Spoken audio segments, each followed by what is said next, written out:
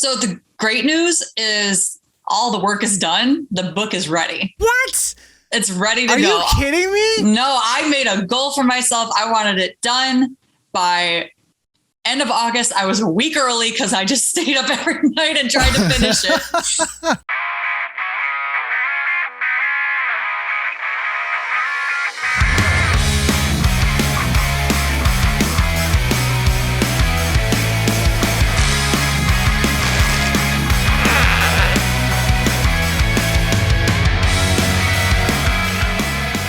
How's it going, everybody? Tony here from Kapowcast, bringing you a special episode. Joining me today is Ashley Esper, the creator, the brain, the illustrator, the everything behind the Ralphs.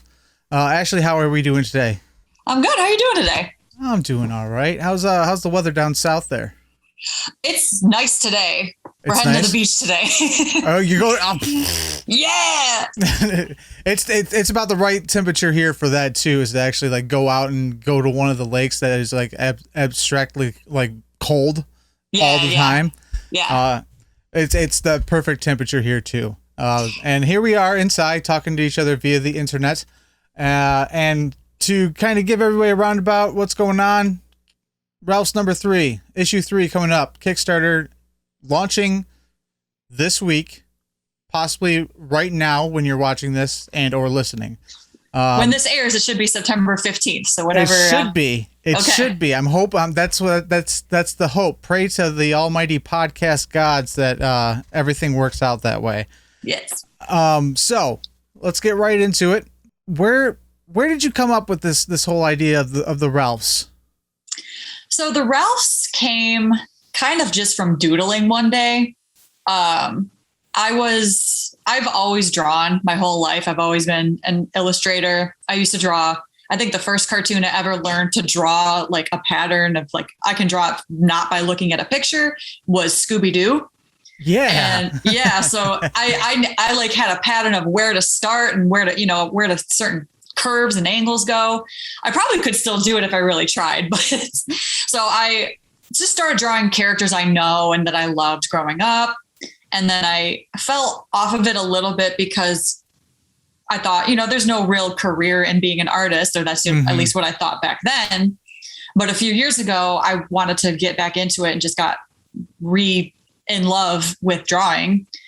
And I was just doodling one day, just drawing different shapes and different characters. And one day I just drew a dog, and it was the Ralph with the black ears. Mm-hmm. So for a while, it was just him. It was just Ralph. And I would just draw him in different poses. He had spots on his nose and on his back. So he's gone through a few different changes in the whole iteration of his life.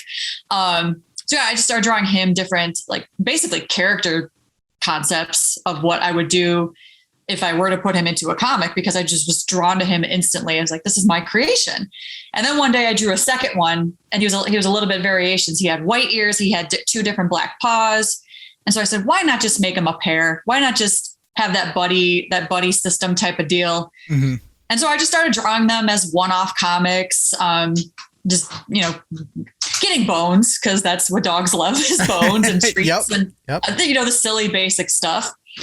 And they just kind of grew, and I loved the look of them. I loved the humor behind them, and what I found was funny, I just implanted in them, and how they would portray the comedy that I loved and all the cartoons I grew up with.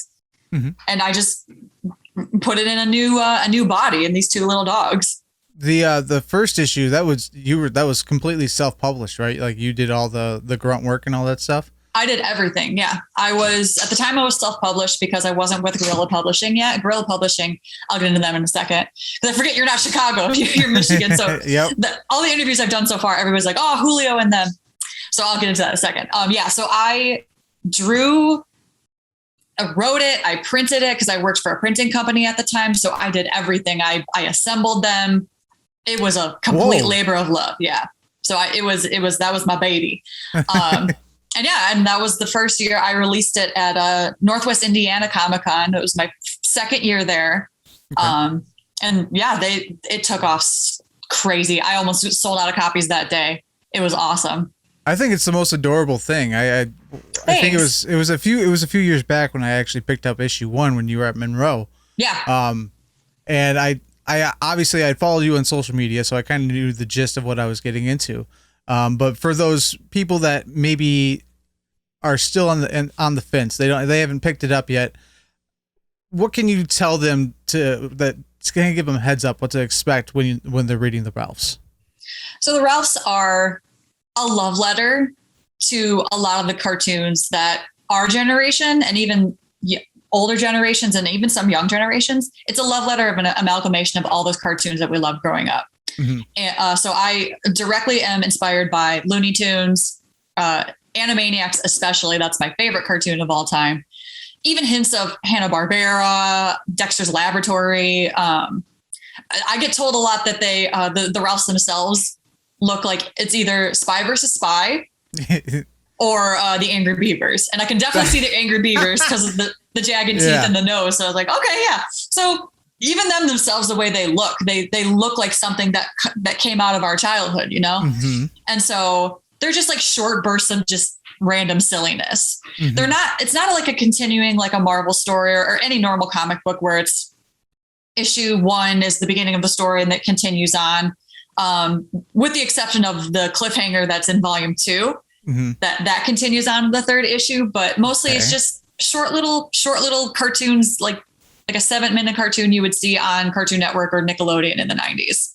It always, when I was reading it gave me vibes of the old Garfield. Thank you for saying that. Yes, because when I have other characters in there, you know, the Clarence, the neighborhood bonehead, and there's a cat and a duck, and there's even more characters I haven't introduced yet.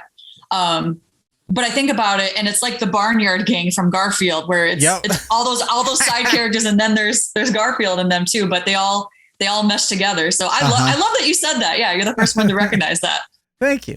Yeah. I also pick up hints sometimes. I don't know if it's just me or if this is actually legit. So I'm going to take this time to actually ask you: are you a fan of the Marx Brothers and the Stooges and stuff? Yes. You are? Completely. Nice. Yes. This is why you get me.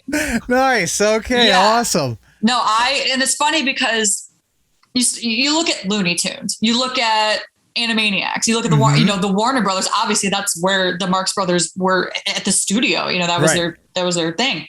But even graduating up to like the Muppets, which is another huge inspiration for me. And you see, like as it trickles down, it all kind of is in the same vein. And that's like the Marx Brothers and the Stooges are essentially where it all began. Uh-huh. And it's funny because I got into them when I was much, much older, but I was hooked instantly. Like I saw Duck Soup on Netflix. I think I watched it 3 times in one day. It was just so funny. It's kind of this weird thing where like we all grew up obviously on Animaniacs and things of that nature, which is highly, and you can just, it's plain as day in Animaniacs. Completely. That it's very much rooted in the comedic form of them. And a lot of guys that like I grew up with didn't see past that. You know, they love the Animaniacs, but I was like, well, have you ever watched any of the Marx Brothers stuff? And they're like, what? I don't know, man. Like that's old. And I'm like, it's like, come on. Like I've sat down quite a few friends of mine, and I was like, watch it. And he goes, this is the Animaniacs. I go, yeah. Exactly. Completely. Yes.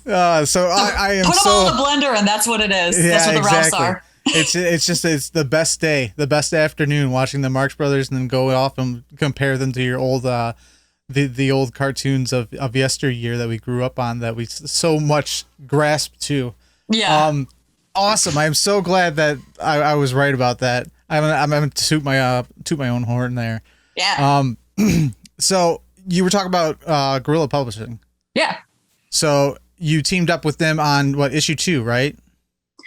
Yes. And technically there is a Ralph's story that was released before volume 1. Oh, in Death Bag. Okay. Yeah. Yeah. So there's a new one coming up too. A new Death Bag. Cryptic Closet, right? Oh, yeah. So completely separate things. But yeah, so Guerrilla Publishing, when I started my comic journey as an Artist Alley person and like, you know, starting the con scene and starting my comic book essentially.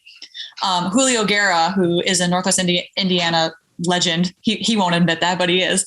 And Ben Miller, Adam Farster, a bunch of the Northwest Indiana guys, they kind of came together and said, let's start a comic publishing company for the underdogs, for the little guys, you know, like they've worked with Marvel. They've worked, you know, they've done sketch cards or just one-offs. They've all worked with them, but let's start something homegrown, you know, let's start it with our hometown guys. And so Deathbag, it was on their third issue, Julio's character Deathbag. And he had asked me, hey, do you want to do the flip side with Ralph's? Cause they were just starting. They were just essentially a web comic at the time. So I was like, okay, you know, eventually I'd like to turn them into something more concrete. So I did. And it was a quick little 4-page story. So that was my first official title. But when it came down to issue 2 for Ralph's, I had, forgetting the timeline, I believe I worked on the first issue of Tales from the Cryptic Closet 1. And then we said, well, when you come to do Ralph's 2, we want to host it and we wanted to have it under our umbrella. And so I was just thrilled because it's a legitimate publishing company and they're my friends and they're my mentors and my brothers essentially. So yeah, they've helped me along the way. I was lucky enough to continue and do another Ralph story for Tales from the Cryptic Closet 2. And then we just had our third Kickstarter for 3D. Yeah. So we're constantly growing. We're constantly bringing on more talent. We've got Matt Hansel, who has worked on Underdog and just a whole lot of everything, something for everybody. And I think we have a really diverse group of artists and comics to bring to people. All that kind of happened really quick for you too. From like issue 1 to now, like I feel like it just kind of all exploded. It did. Like out of nowhere. Because when we talked at Monroe, that was still you. Like that was just, you were solo. Yeah. And then somewhere in the past messed up couple of years, you were like, boom, now you're where you're at now. Oh yeah. So congratulations on all that.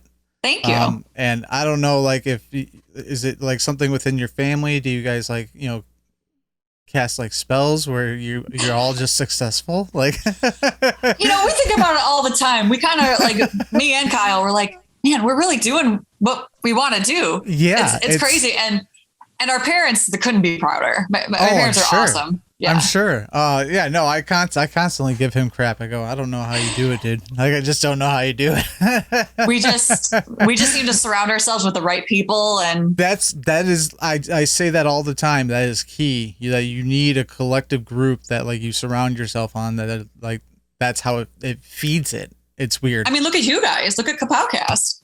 Yeah. Well, a bunch of nerdy. We'll never go anywhere because we just spend all of our money on collectibles. Number 3's on its way. Kickstarter's obviously roaring up. What can we expect to see in issue 3? So it's actually, issue 3 is going to be blended in this anthology. So the anthology it's a 60-page anthology. It's called Bones in the Attic, and it's going to feature that first issue, like I told you about, the first story. The complete volume 1, the complete volume 2, and a brand new volume that hasn't been released yet. Okay. It will eventually be released as its own standalone copy, just because I like the continuity of that. But I wanted Ralph's to reach a whole new audience, and I wanted if anybody who's never heard of Ralph's before, or if they only picked up volume 2 or only volume 1, I wanted them to have everything. Yeah. And so I wanted to offer something new. And what's nice is there are bonus pages that are blended in to volumes 1 and 2. So if you didn't get those in the first issue, you'll get new pages now. Awesome. Yeah. So it's going to be just an anthology of everything that Ralph's have put out so far.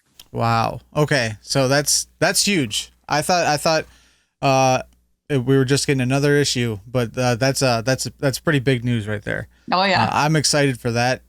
I'm hoping that I can get my hands on that. So the Kickstarter, give us the rundown here. Like what's the goals, tiers, all that good stuff that people can look forward to backing this. So the great news is all the work is done. The book is ready. What? It's ready to go. Are you kidding me? No, I made a goal for myself. I wanted it done by end of August. I was a week early because I just stayed up every night and tried to finish it. So obviously the only page that isn't finished is the thank you page, because everybody who backs it is going to get their name in the book as a thank you. Holy crap. Wait, hold on. Now we got to backtrack. So you got this book all done. It's all put together, ready to go. It's ready. Wow. Okay. So, the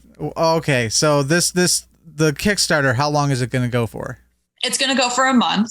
It's going to start on Wednesday, September 15th. Okay. And I'll be at Monroe for that weekend. So 17th and 18th. So anybody who's in Michigan, come by, come see me, come sign up. If you sign up with me at my booth, you'll get a special reward. And yeah, so the goal is 2,500, and that's to get the book done, to get all the rewards that we have in store. Okay. We've got buttons, we've got stickers, we've got t-shirts. There's one stretch goal that is going to, if we reach it, it's going to add 8 more pages to the book. And that's going to be the Tales from the Cryptic Closet story from the second issue. Mm-hmm. So if you haven't get that, then you'll get that extra page and 2 extra bonus pages. I'll just throw something in because I've got so much stuff. What's the stretch goal number? You said 25 for funding, and then for the stretch goal, what do we got to hit for that? That stretch goal is 3,000. 3,000. Okay. And at 4,000, the next stretch goal is a 3-pack of stickers and Ralph's dog tags. Are you? No. Yeah.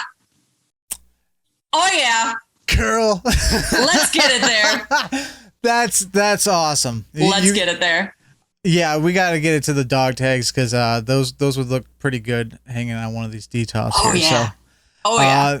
Fantastic. Okay, so you totally threw me a curveball. So okay, wow. This is insane. This is crazy. I wasn't expecting. I got the book done. It's ready to go. So the Kickstarter is going to work out for a whole month. So are you going to ship immediately after the Kickstarter is all finished out, or you still got to print the thank you page? You said. Yeah, we gotta get it all ordered. Okay. We just got to get everything ordered. I don't know the exact turnaround time. I'm trying to think, because from Tales 2 and 3. I know for a fact once it was done, a bunch of us just went over to Julio's house and did a signing party. Okay. So all the books will be signed too. So yeah, I got to get them printed. I got to get them signed and get all the rewards together. I might have people come over. I'll just order some pizza and say, hey, help me put these packages together. Yeah. So it's just, I don't know the exact time frame after it's all said and done, when just to get everything in stock and re-up on some of my orders for the rewards. Okay. So I don't know the exact time, but it'll be quick. All right. You threw me that curveball, so you deserved a curveball too, right there. Yeah. That's mind blowing. It's very rare that you hear about a Kickstarter that's basically already all set to launch. Before even the Kickstarter launches. Mm-hmm. So that's insane. One more quick question. Have you thought about a Ralph's animation short? Has it crossed your brain? Yes, that is, ultimately the main goal is to turn them into a cartoon series. Excellent. I can't wait for it. I'll be waiting. I like to do a lot of, obviously I was self-published my first time around, so I kind of want to learn how to do it. It's hard. Animation is so very hard, but once I get it, I'll put something out there for sure. Yeah, great. I can't wait. I honestly can't wait. So, lightning round of fun questions. Okay. Here. No stress. Just a couple of quick get to know your creative. And we'll start with favorite superhero. Favorite superhero. Are we talking any iteration? Any. Doesn't matter. That's a basic answer. I love Batman. Batman? Mm-hmm. Oh, Batman. Okay. Batman. Favorite cartoon? Animaniacs. Okay.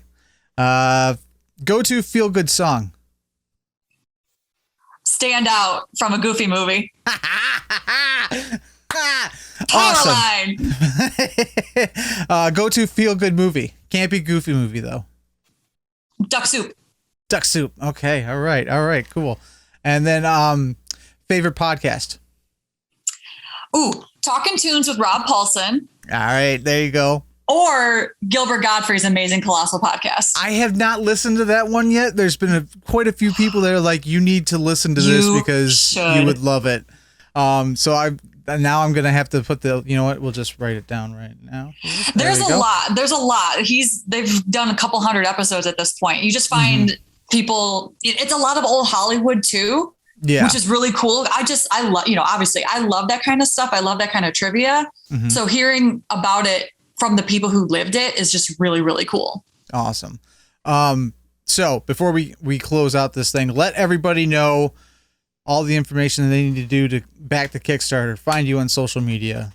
Here's your shout out time. Plug away.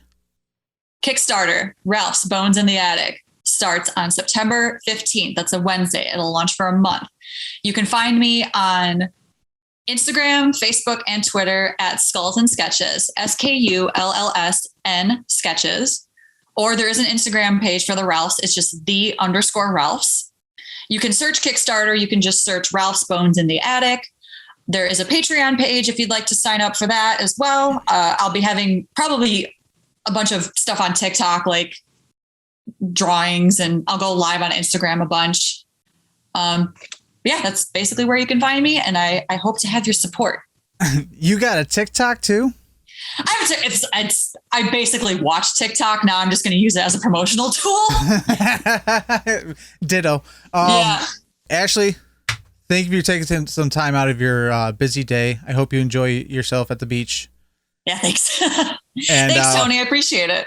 And we will be backing that Kickstarter. All links to everything Ashley Esper will be down in the comments or down in the description below. Yes. So it is very easy for you guys. Go back to Kickstarter. Go follow her on social media. Do all that cool stuff. Support creatives. In the greatest and the darkest of times, it's obviously the most important to do so. So go do it. I command thee. And we'll see you guys. I second that. And until next time, we'll see you guys later. Thank you.